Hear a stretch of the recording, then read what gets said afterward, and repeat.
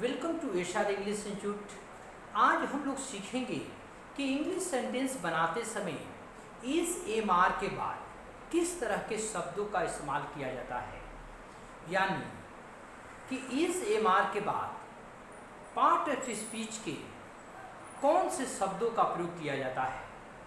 यदि आपको इस तरह की समस्या हो तो आप इस वीडियो को लास्ट तक बने रहेंगे।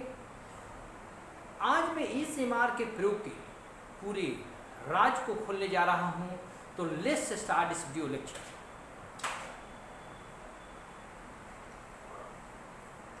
Use of is and are,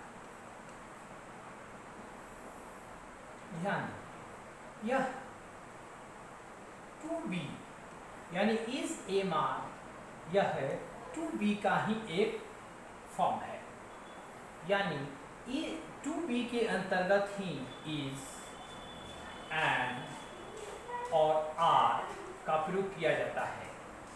is am are यह प्रेजेंट समझा जाता है, यानी इनका प्रयोग हम लोग सिंपल प्रेजेंट टेंस में करते हैं। इनका प्रयोग सिंपल प्रेजेंट टेंस में किसी तथ्य को बताने के लिए यानी फैक्ट को बताने के लिए किया जाता है। मीन्स यह बताने के लिए किया जाता है कि वह आज भी वैसा है। मीन्स आज भी ये फैक्ट है कि आज भी जो मैं कह रहा हूँ वो है 100% सही है। तो उस चीज को बताने के लिए सिंपल प्रेजेंट टेंस में इज एम आर का प्रयोग किया जाता है। जैसे एग्जाम्पल की मैं बात करूं, जैसे मैं कहना चाहता हूं कि आई एम अ टीचर, कि मैं एक शिक्षक हूं, तो यह बात मैं बता रहा हूं कि यह फैक्ट है कि मैं शिक्षक हूं और आज प्रेजेंट में हूं। तो फैक्ट बातों को बताने के लिए इसका प्रयोग किया जाता है। इसी तरह है यदि मैं बात करूं तो जैसे द सन इज रेड, यानी सूर्य लाल है या होता है या रहा है। अब ये हिंदी जो मैं बोल रहा हूं दो तीन दिन तरह से, इसका जिक्र मैं जस्ट इसके पिछले वीडियो लेक्चर में इज एम आर के प्रयोग में किया हूं। आप जाकर इसके पिछले वीडियो लेक्चर के प्रयोग को देखें कि उनको यानी कि कितने तरह से हिंदी सेंटेंस को लिखे जाने पर इज एम आर का प्रयोग किया जाता है, यानी हिंदी वाक्य के अंत में कौन कौन से शब्द दिया रहता है तो इज एम आर का प्रयोग किया जाता है। तो ये सत्य है कि सूर्य लाल होता है और आज भी वो है। अब इन्हीं फैक्ट को बताने के लिए कई स्ट्रक्चर्स का प्रयोग किया जाता है।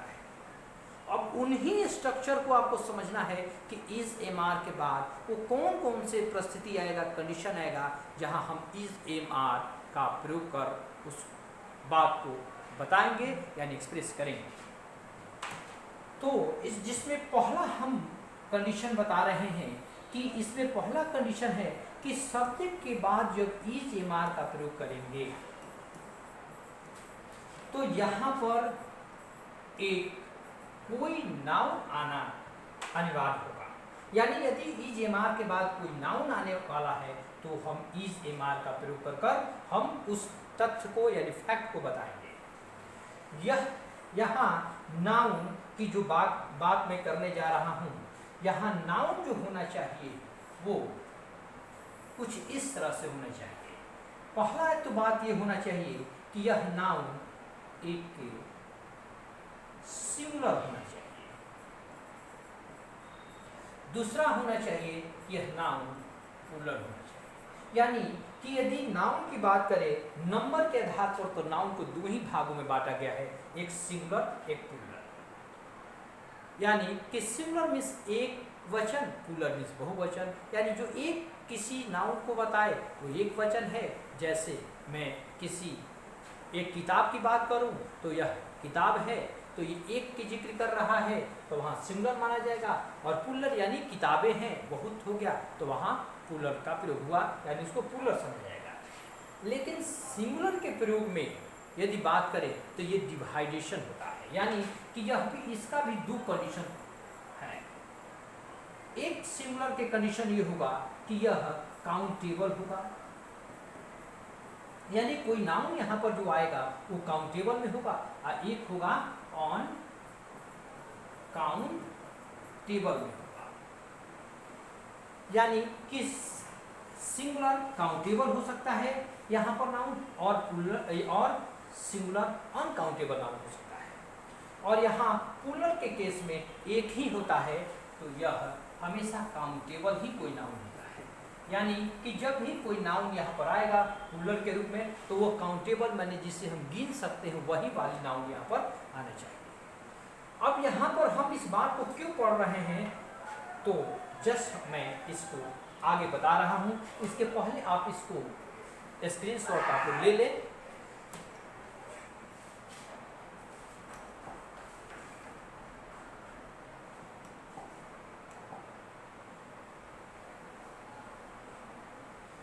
तो यहाँ ध्यान दीजिए, यहाँ सिंगुलर बताने, यहाँ सिंगुलर काउंटेबल बताने का मकसद ये है कि यहाँ पर जब सिंगुलर काउंटेबल कोई नाउन आएगा तो एक आर्टिकल लेकर आएगा, चाहे ए आए चाहे एन आए, सॉरी एन,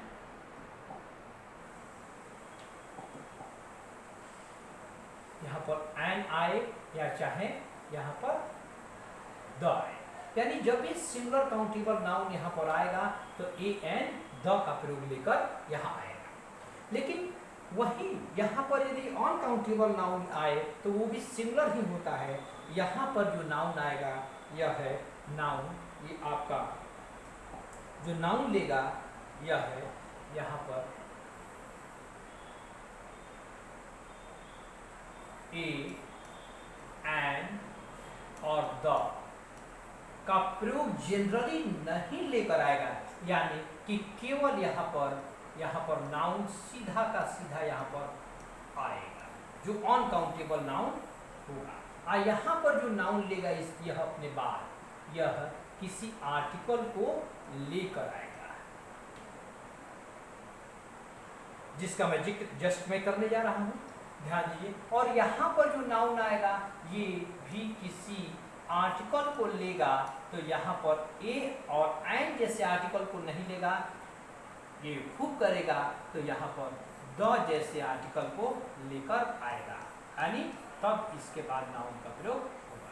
वो भी पुलर के अर्थ में, यानी पुलर नाउन तभी लेगा जब यहाँ काउंटेबल हो, तभी वो, हालांकि पुलर काउंटेबल नाउन होता है और वो निश्चित होना चाहिए, पुलर में भी निश्चित होना चाहिए तभी वो लेगा। यानी कि एक एग्जाम्पल, इस पर मैं एक एक कर एग्जाम्पल को ले रहा हूँ, 1, 2 और 3। तो तीनों एग्जाम्पल को मैं स्पष्ट करने जा रहा हूँ, ध्यान दीजिए। पहला इस पर एग्जाम्पल होगा कि जैसे सी इज और डॉक्टर, वह एक डॉक्टर है। तो वहाँ यहाँ पर वह एक डॉक्टर होने का मतलब क्या है कि यहाँ पर एक डॉक्टर, ये क्या है, सिंगुलर काउंटेबल है, और यहाँ इस कारण से यहाँ आर्टिकल ए का प्रयोग किया गया है। और इसका कारण ए होने का कारण है कि यहाँ ये पहला अक्षर जो दिया हुआ है ये क्या है, ये कॉन्सोनेंट है, ये कॉन्सोनेंट सी, यानी कॉन्सोनेंट के कारण हम ए का प्रयोग किए। वहीं दूसरा कंडीशन आता है जैसे सी ई जे एंड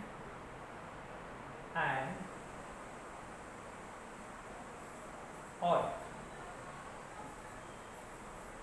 तो यहाँ भी देखेंगे तो यहाँ भी ये काउंटेबल है, नाउन है, लेकिन इसका पहला अक्षर क्या है, वाउल है, इस कारण से यहाँ पर एंड का प्रयोग लिया। यही यदि बात करें वहाँ पुलर में, ये दूसरा एग्जाम्पल का था, और यहाँ पर ये तीसरे एग्जाम्पल का मैं जिक्र कर रहा हूँ, तो ध्यान दीजिए। तो तीसरा एग्जाम्पल वहाँ पर है कि जैसे यहाँ पर सब्जेक्ट वो दे लेते हैं कि तो दे आर प्लेयर्स। यहां पर आप देखेंगे तो यहां जो प्लेयर का प्रयोग हुआ है, ये प्लेयर जो प्लेयर का हुआ है ये प्लूरल काउंटेबल नाउन है। और ये बता रहा है, सभी ये तीनों सेंटेंस में बता रहा है कि यह नाउन ये आज भी है और ये फैक्ट है। तो यहां ध्यान दीजिएगा, दे आर प्लेयर्स कर रहे हैं तो ये कह रहा है कि वे लोग खिलाड़ी हैं, यानी कि यहाँ पर प्लूरल काउंटेबल नाउन है, यानी आज भी वो है, ये फैक्ट है, तभी हम इसको दर्शा रहे हैं। तो यहाँ पर नाउन आने का मतलब ये हुआ, आपको यहाँ जो मैं नाउन की जिक्र कर रहा हूँ तो यहाँ नाउन आने का 3 कंडीशन यहाँ हमारा दिखाई दिया, एक काउंटेबल होगा, एक अनकाउंटेबल होगा, एक प्लूरल काउंटेबल होगा। और उसी के आधार पर हम इसको अलग अलग स्ट्रक्चर को यहाँ क्रिएट किए। स्ट्रक्चर क्लियर करने का यहाँ सेंस ये बता रहे हैं कि यहाँ पर हम लोग यहाँ पर देखेंगे तो सिंगुलर सब्जेक्ट था, यहाँ एक बता रहे थे व्यक्ति तो इज का प्रयोग किए, यहाँ भी सिंगुलर सब्जेक्ट था, एक किसी वस्तु को बता रहे थे तो इज किए, और यहाँ पर प्लूरल सब्जेक्ट है और यहाँ पर अधिक लोगों को बताने के प्रयास किए, यानी खिलाड़ी को बताने के प्रयास किए, इसलिए आर का प्रयोग हुआ है। एक पहला हमारा स्ट्रक्चर में ये परिस्थिति ये आता है कि यहाँ पर हम लोग जब भी प्रयोग करते हैं तो यहाँ सब्जेक्ट के बाद दीजिए मार के बाद एक नाउन का प्रयोग कर अपनी बातों को यानी तथ्यों को एक्सप्रेस करते हैं। दूसरा अब स्ट्रक्चर यहाँ आपको मिलेगा, जो ध्यान दीजिए, इसको आप स्क्रीनशॉट ले सकते हैं आप लोग। तो ध्यान दीजिए, दूसरा हमारा ये कंडीशन है, इसमें ये कंडीशन आता है कि जब भी हम प्रयोग करते हैं, यानी दूसरा कंडीशन में है, यानी पहला का ही टर्म को लेकर आ रहे हैं हम, तो सब्जेक्ट के बाद यहाँ इस एमआर का जो प्रयोग किया जाता है तो इसके बाद यहाँ पर एक एडजेक्टिव का प्रयोग किया जाता है। यहाँ इस तथ्य को बताने के लिए कि कर्ता की क्वालिटी कैसा है, यानी कर्ता की क्वालिटी को बताने के लिए, और हम अपने इसके पहले वाले नाउन के बताने के लिए किए थे तो वहाँ नाउन की क्वालिटी नहीं, नाउन के पोजीशन को बताने के लिए किए थे कि वो किस स्थिति में है, यानी वो क्या है, अपने किस पद पर है या किस तरह से है, उसको बताने के लिए कहे। यहाँ पर हम लोग बता रहे हैं कि यह सब्जेक्ट का कौन सी क्वालिटी है जो हम लोग आज तथ्य के रूप में यानी सत्य बता रहे हैं। यानी जैसे हम कहें सी इज इंटेलिजेंट, तो देखिए यहाँ पर इसके बाद यहाँ पर इंटेलिजेंट का प्रयोग हुआ जो एडजेक्टिव है, और ये बता रहा है कि वह लड़की जो है उसमें क्वालिटी क्या है, तेज होने की है, यानी वो सत्य है कि वो आज तेज है, तभी हम बता रहे हैं।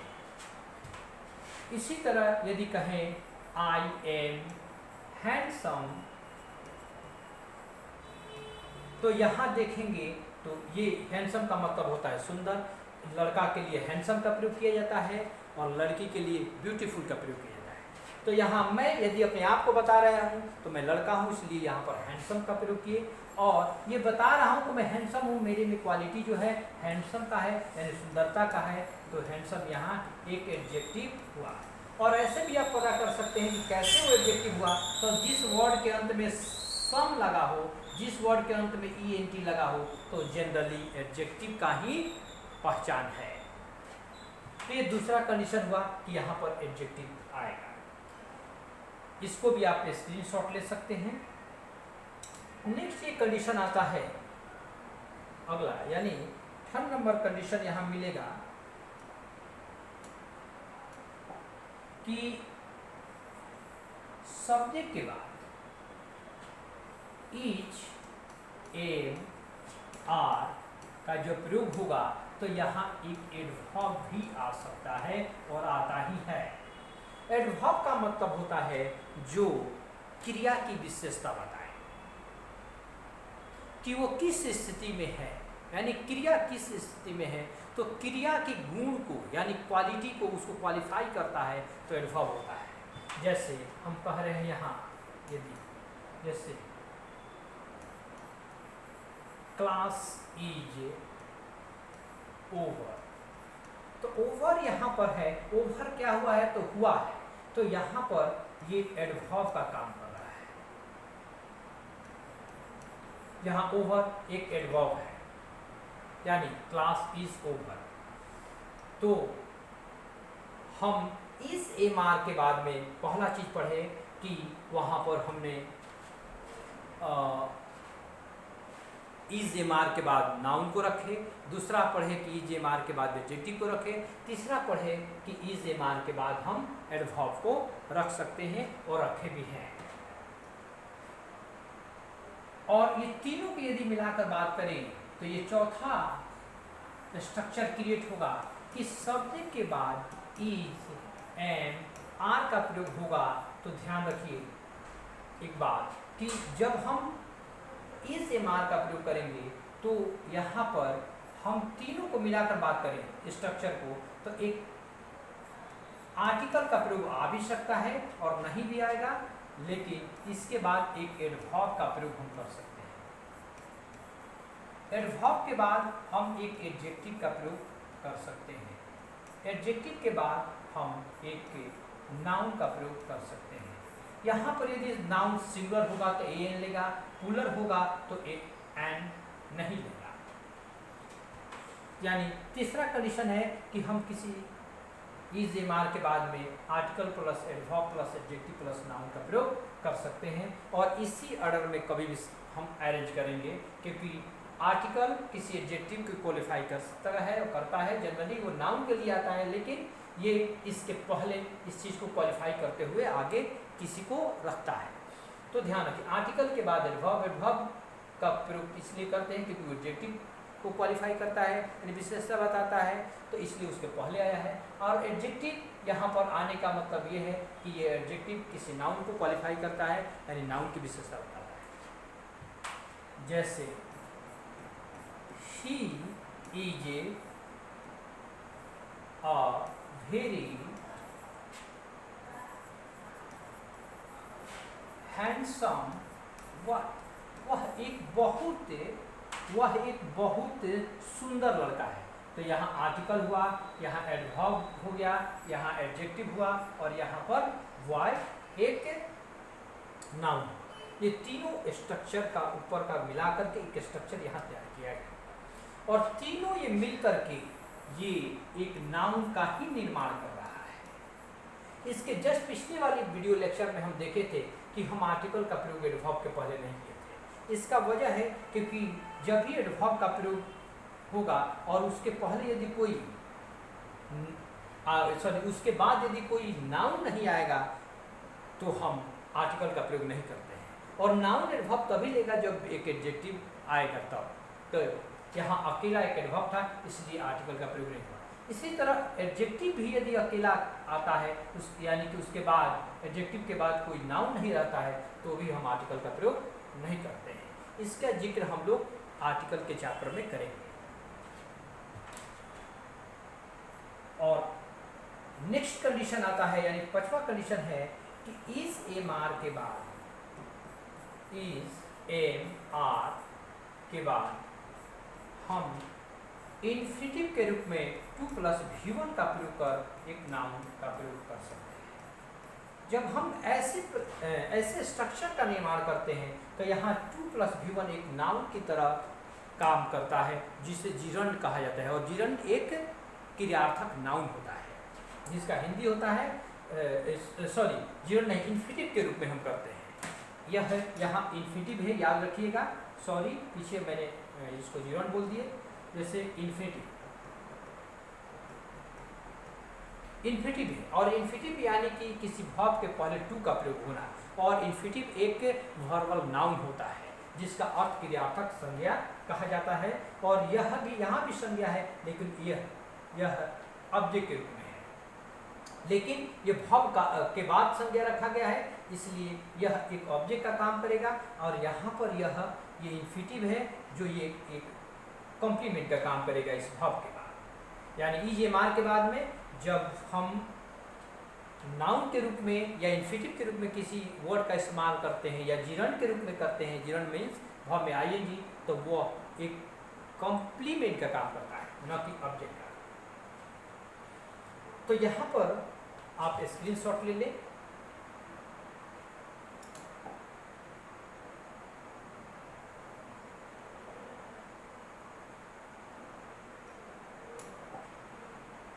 यहाँ आप देखेंगे कि ईजेएमआर के बाद जो 2+V1 का प्रयोग हुआ है, यह बताता है कि कोई काम हम आगे भविष्य में करने वाले हैं। यानी कि जब किसी काम में हम ये बताना चाहते हैं या उस किसी हिंदी शब्द के अंत में वाला, वाली, वाले लगा हो तो इस स्ट्रक्चर का प्रयोग करते हैं।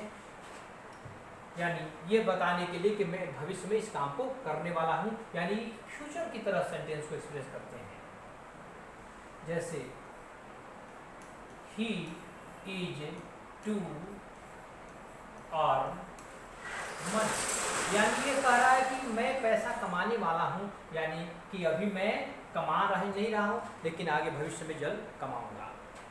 तो यहाँ इज के बाद इन्फिनिटिव के रूप में प्रयोग किया गया है, यानी ईजेएमआर के बाद 2+V1 के रूप में इन्फिनिटिव का भी प्रयोग होता है वाला, वाली के अर्थ में। यानी इसका अर्थ होगा कि वह है पैसा कमाने वाला है। और छठा कंडीशन इसका आता है कि ईजेएमआर के बाद यहाँ पर हम जिरंड का भी प्रयोग करते हैं। जिरंड का प्रयोग मतलब हुआ किसी वर्ब का चौथा रूप, यानी वर्ब में, या इसको ऐसे कहते हैं वर्ब में आएंगे, जिसका अर्थ है ना में आएगा। यानी इसका जब अर्थ लगाएंगे तो हमारा अंत में ना या ने जुड़ना चाहिए। जैसे माई, माई, माई,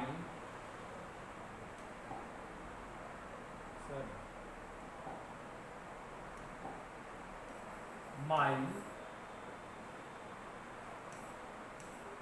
जॉब इज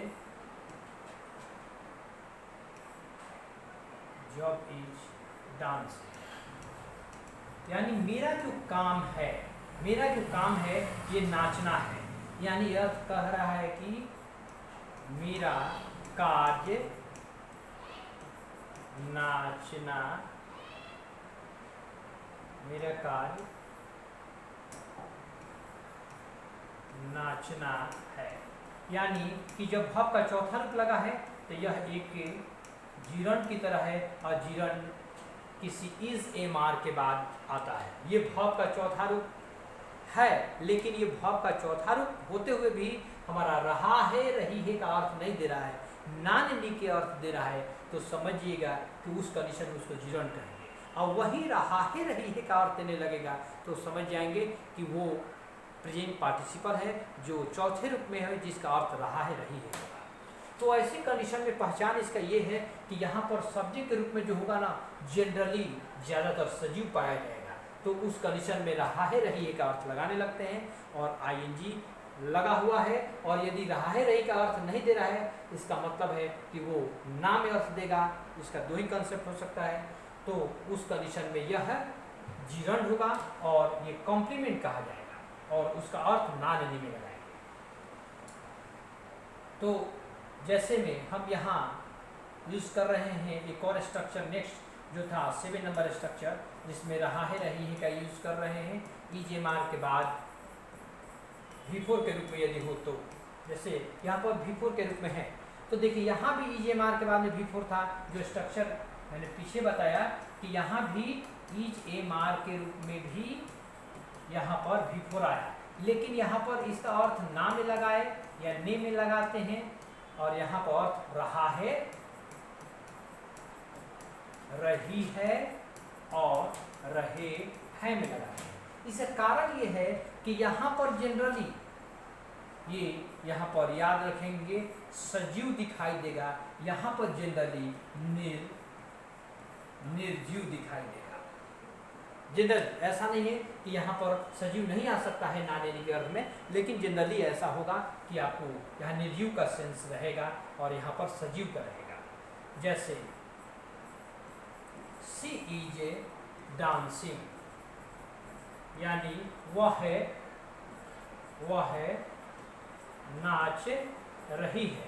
अब यहाँ पर नाच रही है यानी यहाँ पर हम लगाए कि वो नाचना यानी नाचना लगाए है, और यहाँ नाच रहा है या रही है लगा रहे हैं।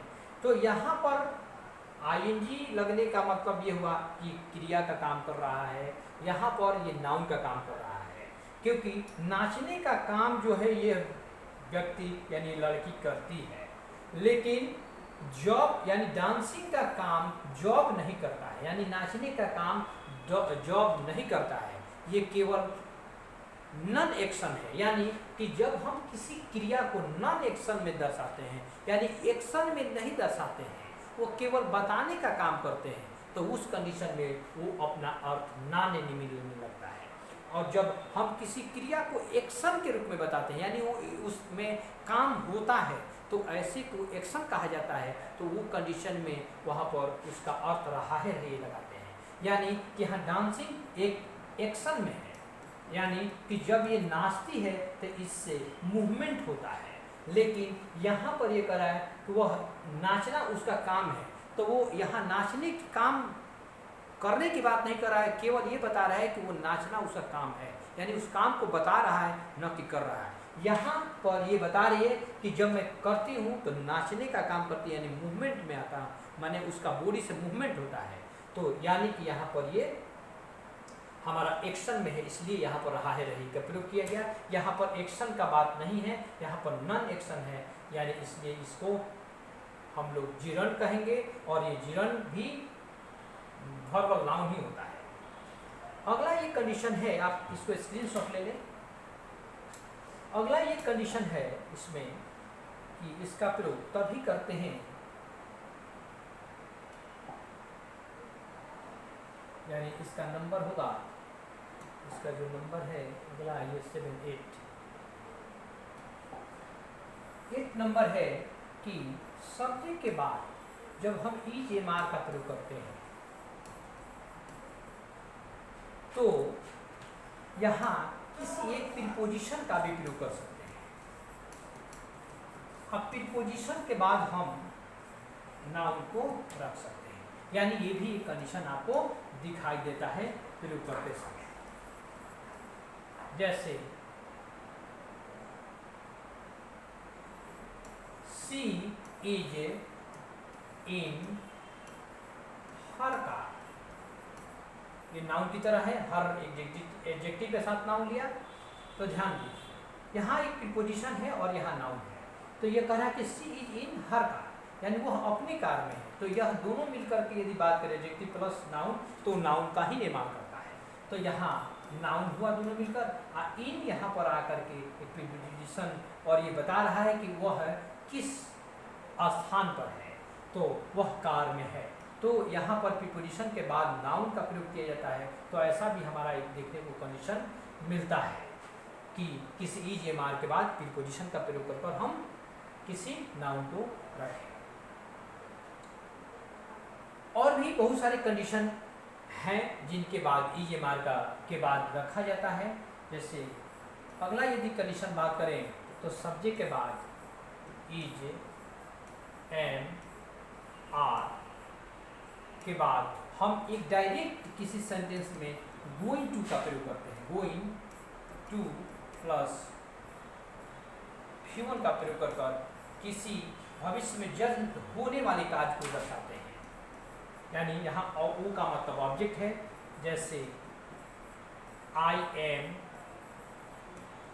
Going two by A car, मैं एक कार खरीदने जा रहा हूँ, यानी यहाँ पर EJMR के बाद गोइंग का प्रयोग कर टू प्लस V1 का प्रयोग कर हम एक ऑब्जेक्ट को रखेंगे, यानी ऑब्जेक्ट है ये इन्फिनिटिव के रूप में है, जहाँ की V1 के पहले टू का प्रयोग करते हैं, इन्फिनिटिव है, और यहाँ गोइंग V4 के रूप में है, जहाँ पर हम रहा है रही का प्रयोग करेंगे। क्यों? तो ध्यान रखिए यहाँ पर गोइंग जाने का काम सब्जेक्ट करता है, ये एक्शन में है, इसलिए हम रहा है रही है का प्रयोग करें। यानी ये अर्थ होगा कि मैं एक कार खरीदने जा रहा हूँ। इस तरह के सिचुएशन आपको EJMR के बाद आता है और हम लोग ऐसे ऐसे स्ट्रक्चर का प्रयोग हम लोग EJMR के बाद करते हैं। अगला भी स्ट्रक्चर इसका बनता है, इसको स्क्रीनशॉट ले लें कि जब हम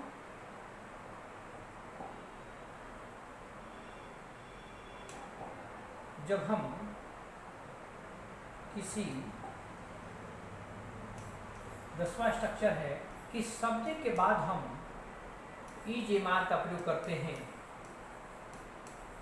तो EJMR के बाद भाव का तीसरा रूप का भी प्रयोग कर एक ऑब्जेक्ट का प्रयोग करते हैं। ऐसे कंडीशन में इसको पैसिव वॉइस में दर्शाते हैं। जब पैसिव वॉइस में दर्शाते हैं तो जनरली, हालांकि ऐसा नहीं कि यही वही होगा, ज़्यादातर यहाँ पर ध्यान रखेंगे, यहाँ निर्जीव शब्द आपको देखने को ज़्यादा मिलेगा। सजीव भी होता है, ऐसा नहीं है, लेकिन हम लोग दोनों आप में एक्सप्रेस कर देख लेंगे, यानी हम दोनों के एक स्ट्रक्चर को लेंगे। यानी ज़्यादा निर्जीव आएगा, सजीव भी आता है। यह स्ट्रक्चर तभी प्रयोग करते हैं जब हमें कर्ता को स्पष्ट जानकारी नहीं होती है कि उस काम को कौन किया है, तो ऐसी कंडीशन में हम इसको पैसिव वॉइस में किसी सेंटेंस को बोलते हैं, यानी किसी बात को बोलते हैं।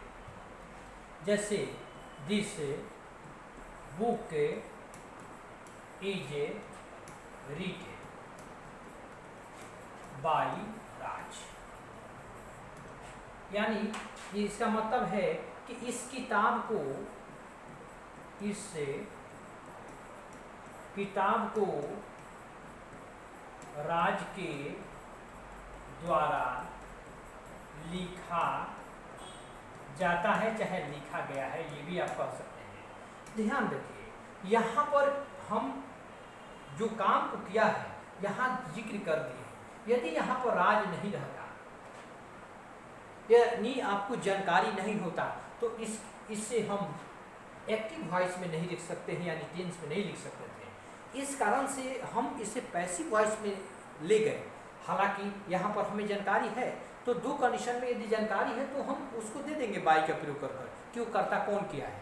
यदि जानकारी नहीं है तो हम यहीं तक ले जाकर स्टॉप कर देंगे और कर्ता नहीं, यहाँ हमारा कर्म प्रधान हो जाएगा, यानी क्योंकि हमको कर्म से मतलब है इसलिए पैसिव वॉइस में रखे। हमको कर्ता से मतलब नहीं था या कर्ता नहीं भी मिला तो कोई बात नहीं है, यानी उस कंडीशन में हम इसे ऐसे दर्शा सकते हैं, दिस बुक इज रिटन, ये किताब लिखा गया है, क्योंकि हमको मतलब इस किताब से है, कौन लिखा है उससे मतलब नहीं है। और जब भी हमें कर्ता यदि नहीं पता चले तो उसको पैसिव वॉइस में बनाते समय EJMR के बाद तीसरे रूप का प्रयोग कर दिया जाता है। तो इसको भी आप स्क्रीनशॉट ले लें। नेक्स्ट कंडीशन है कि इसमें अगला ये कंडीशन आपको दिखाई देगा कि सब्जेक्ट के बाद EJMR के बाद हमें बीइंग प्लस V3 का प्रयोग दिखाई देता है, और यहाँ पर बाय का प्रयोग कर एक सब्जेक्ट के जैसा एक ऑब्जेक्ट को रख देते हैं। लेकिन यहाँ ऑब्जेक्ट ही होता है, ध्यान रखिएगा, क्योंकि किसी प्रीपोजिशन यदि बात करें तो किसी प्रीपोजिशन के बाद हम कभी भी ऑब्जेक्ट का ही प्रयोग करते हैं। हाँ, ऊपर का स्ट्रक्चर, हाँ ठीक है। यहाँ भी हम देखेंगे थोड़ा सा यहाँ मिस हुआ था, यहाँ बाई आप ऐड कर लेंगे, है ना। यहाँ पर ऑब्जेक्ट डायरेक्ट नहीं आता है, बाई का प्रयोग कर आता है, या अन्य भाव के अनुसार सुटेबल प्रीपोजिशन का प्रयोग कर यहाँ पर ऑब्जेक्ट आता है। तो यहाँ बाई कर लेंगे, जैसा कि यहाँ बाई है, यानी कि ये ऑब्जेक्ट का ही काम कर रहा है। यहाँ भी आगे बढ़ते हैं।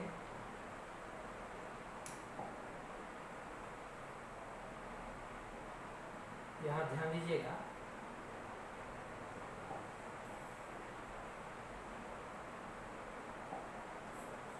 तो यहाँ पर जो प्रयोग होगा ये कंटिन्यूस फॉर्म में किया जाता है इसका प्रयोग, जैसे a book is being readed by Mohan. यहाँ कह रहे हैं कि एक किताब मोहन के द्वारा लिखा जा रहा है।